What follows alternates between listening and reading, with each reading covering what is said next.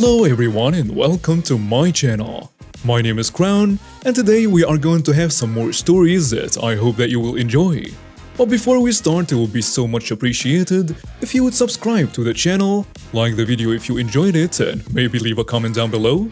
These simple clicks would mean a lot to the future of this channel and really reward the effort that I put in every day.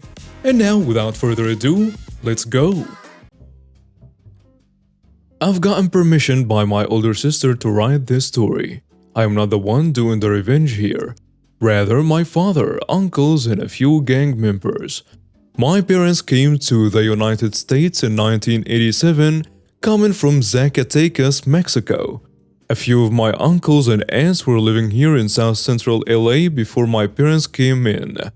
I have in total 5 siblings, 2 sisters, and 3 brothers. And I'm the youngest, now 18 years old. My sister is 3 years older than me, now 21. She was 13 years old at the time of this story. My uncles were gang affiliated, and my eldest uncle, now 62, was an amazing tattoo artist, and this will be relevant to the story. My dad wasn't a gang member but was well known in our city for participating in gang activity but never jumped in. One of my uncles threw a party for his daughter's birthday. Practically anyone who wanted in the party was allowed to join in. I know, stupid mistake for them. Myself, my brothers, and mother weren't at the party as it was also my mother's sister's birthday and we enjoyed being around her more. But my sisters went with my dad as they were close to my uncle's daughter. My sister was left alone sleeping in my cousin's room since our parties always ended up going until the next morning. The door to my cousin's room did not have a lock. As my sister was sleeping, she felt someone touching her.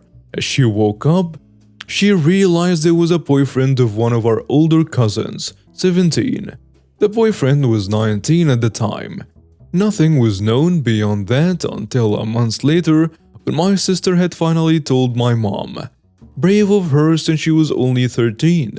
Many people at that age keep quiet for years. By then, everyone in my dad's part of the family became aware of this, including my older cousin, the one with the boyfriend. She was heartbroken but agreed on something with her dad. She set up her then boyfriend to meet up with her at a local park. My dad, along with my uncles and a few members, waited at the park at around 9 p.m. It was a very lonely, barely lit, quiet park. A friend of my uncle known as Santi, rest in peace, had a small RV in which they waited in. The piece of trash arrived at the park.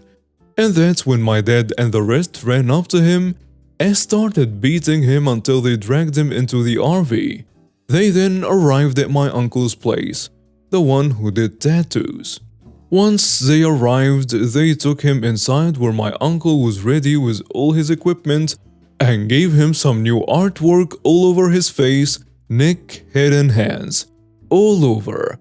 He had writing indicating that he was a pedophile, including an extremely big tattoo across his forehead all the way to the right side of his head.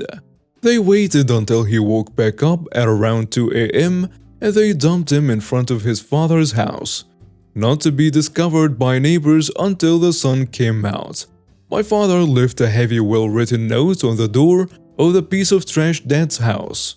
This led to his dad finally kicking him out of the house. Surprisingly, one of his friends let him stay with him for a while until a month after the incident. 2 of his friends were found guilty on a murder charge. Apparently, the murder happened around 3 months before this whole incident. Jerquad was charged with a second-degree murder along with a few other charges. He was sent up to Chino Penitentiary, 2 months in the pen, and he didn't survive the brutality of jail. Not sure if this happened due to his tattoos indicating that he was a child predator. Regardless, if any of this didn't happen, he would have still been taken to the pen due to his conviction. So, my uncles and father have no guilt for this. My older cousin understandably mourned his death for a while, as it was so unexpected for him to turn out to be such a piece of trash to the world. They were together 3 years prior to this incident. As for my sister, she's doing well for herself, currently attending Cal State Long Beach. So back when I was in school in North Carolina, I went to this absolutely awful place. Teachers weren't helpful. Food was questionable, as it is everywhere, and all the students were the very definition of "I'm a hood rat, but not really because that's frowned upon now." I had two bullies, both girls. I'll name girl 1 Zenyatta, even though she was the opposite of him, and the other Holiday. Zenyatta was always the worst of the two. Holiday was just sort of the backup witch, if you will. But this story doesn't exactly pertain to them. The one I want to talk about is the one who came later in a school year, Jennifer. Jennifer seemed normal at first, quite like me, did her work and never bothered anyone. But oh boy, as soon as Zenyatta and Holiday got their claws on her, Jennifer unleashed the inner demon and immediately became 10 times worse than both of them combined. Cheating off of people, hitting others, showing up late, getting others in trouble, you name it. She was the absolute worst by far. Her mother, Farron, was a spitting image of her inner demon daughter, albeit she wasn't nearly as bad most of the time, just annoying when she came to drop her off and pick her up. Being the quiet kid, I didn't have any friends outside my cousin at the time. Name will be Kyle. He and I were very close, however, and did everything together. Anyway, unfortunately, we shared a class together with all three of them. The teacher had to step out for something, I don't remember what, and they immediately started picking on Kyle. I stayed quiet at first to try and let him handle it, but then out of completely nowhere, she grabbed her pencil bag and smacked Kyle in the face with it. And it was a good hit too. I can't imagine how it felt, he told me years later it hurt like a witch. So yeah, pretty hard hit. To say I was fuming was an understatement. I could have unleashed the rest of a 1,000 cans of whoop ass right then and there. Then Jennifer opened her vile mouth and said, "That's what you get for being a little R-word." I snapped. After she sat down to go and play on her phone, along with Zenyatta and Holiday, I calmly walked over to her desk and tapped it. And when she looked up, I gave her the hardest open palm slap I've ever given anyone. So hard it hurt me a little too after. She stared at me, mouth open like a fish, Zenyatta and Holiday following suit. The whole class stared towards me in stunned silence, and I then walked back to my desk and continued to doodle like nothing happened. Kyle just smiled and nodded at me. Soon after, the teacher returned and nobody spoke of it. Thank God. However, when Jennifer's mother, Farron, came to pick up her daughter and saw the bruise, she went ballistic. "Who did this? Who? I want a name right now or you're all in big trouble." Nobody said a word again, as everyone who heard her shouting wasn't there when it happened, so had no idea, except me. But while Farron openly ranted about getting someone expelled and whatnot, me and Jennifer locked eyes as she just looked away from me like she didn't see me at all. I rolled my eyes and just got on the bus. I'm not sure what happened afterwards, but according to rumors, Farron went straight to the principal and asked for everyone in Jennifer's classes to be reprimanded for this. Thing is though that the school was so bad, we didn't even have cameras in the classroom I was in. As in, it was one of the new rooms built, so they hadn't set it up yet for some reason. Forgot why. I believe he was going to get a camera installed later that week, but don't quote me on that. Last night, I was at a Halloween-themed event, parade, and enjoying myself. We had a front row seat to a very long parade and got there extremely early. I'm very short, so this was important to me to be able to see. The parade starts and it's all fun. Then a woman from behind the crowd shoved me and went in front of me, off the sidewalk, and started filming the parade, completely blocking my view. She would scream at the parade people to make them wave at her, and I missed about a quarter of the show because of her. I am really shy in life, and usually not that angry. But the 2-hour-long wait boiled my anger, and I started thinking about how I could ruin her video.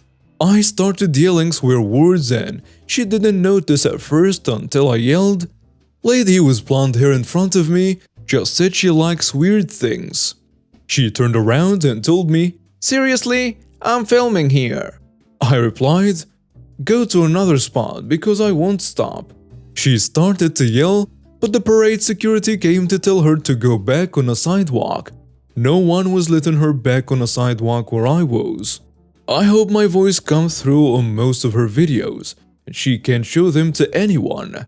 I'm a bit proud for standing up for myself for once.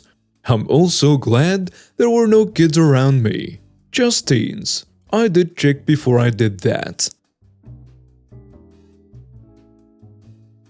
I used to work in a warehouse several decades ago and the working conditions were pretty bad. This was during the 70s, so a lot of laws didn't exist yet. At one point, my then boss got so fed up with the working conditions that he quit. Did they hire a replacement? Nope. His responsibilities were dumped on me while his job title and pay were given to a couple of clowns who preferred to stay in their offices and drink beer instead of working. I vented about this to my sister, who also had her own complaints about the customer service of this place. She, in turn, would relay these complaints to her husband who shared this with his best friend. I know, it sounds complicated. This detail will factor in.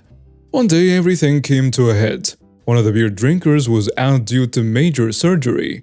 The other beer drinker was losing his mind because A. His drinking buddy was unavailable, and B. His secretary was out with a broken ankle. He calls me, demanding I leave my department completely without coverage to take care of his workload. I told him I'm busy taking care of my job, and if I can handle my department without his help, then he can handle his department without mine. Since my boss quit, neither one of the beer drinkers had bothered to set foot in my department. Their beer was too important. While I'm taking care of what used to be my boss's responsibilities, a warehouse worker came in and begged for me to leave my department and take care of the beer drinker's department. I replied that he needs to remind the beer drinker that I have no one to cover for me, and I could not transfer my office phone over there. The technology did not exist yet. The worker told me he can't tell the beer drinker that because he's on the way to the hospital. I don't know if beer drinkers had a panic attack or heart attack. Either way, I found myself trying to manage both my department plus the entire warehouse. I wish I had roller skates because I needed them to go to every area of that warehouse. As I was checking on deliveries going out and repairs coming in, I discovered that some of the other warehouse workers were also drinking booze and smoking dope on the job. This resulted in destruction of some of the merchandise in the warehouse. Some of those intoxicated workers threatened to assault me. It was an ugly situation. On top of all of that, I was fielding incoming phone calls from an obnoxious salesman demanding instant delivery because he made an impossible promise to a customer. Not happening as the delivery trucks had already left for the day. By the end of that nightmare day, the person who had been my boss's boss came to the warehouse to praise me for how I managed to keep the warehouse running by myself. I asked him if that could translate into getting my former boss's job title and pay since I've been doing the work since he left. But I got told no. They can't do that because, well, I'm female. Not long after that conversation, I received a better job offer with double the pay and I put in my 2 weeks notice. Did they send someone over immediately for me to train? Nope. I continued to vent about what had been going on to my sister, who in turn relayed all of this to her husband and her husband's best buddy. After I left the warehouse and started working at my new job, the warehouse folks kept calling me to cover their butt. I told them that I don't work there anymore. Not my problem. Then my sister called me about the most delicious karma I could imagine. The warehouse got an unexpected visit from the company's president and vice president, and the beer drinkers and dope smokers were busted being intoxicated on the job. Pink slips started flying. How did the company president and vice president find out? Remember when I vented about the working conditions to my sister? And my venting was relayed to her husband's best buddy? That best buddy was the company's president. And the company's vice president was the president's brother. Gotta love karma. And now we have reached the end of today's stories. Thank you for watching and see you next time.